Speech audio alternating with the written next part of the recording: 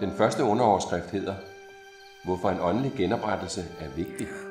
Lad os gå læse paragraf 9. Lad os prøve at sætte det i et historisk perspektiv. Kristne i det første århundrede modtog mange åndelige velsignelser.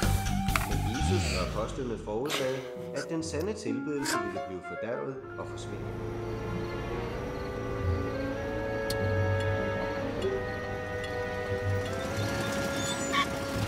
Nå børn, hvad lærte I ved mødet i dag? Man må ikke sove ved mødet. Og man må heller ikke lege ved mødet. Godt. Hvorfor skal vi høre efter ved møderne? Tænk, hvis Noah ikke havde hørt efter, da Jehova forklarede, hvordan han skulle bygge arken.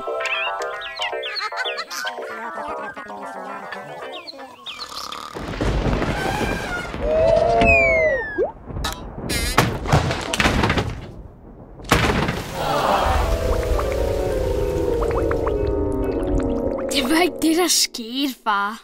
Nej, det er rigtigt. Han hørte efter, og det reddede hans liv.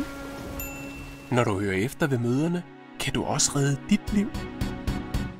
I 1. Mosebog 6:22 står der: Så gjorde Noah ganske som Gud havde påbudt ham. Sådan gjorde han.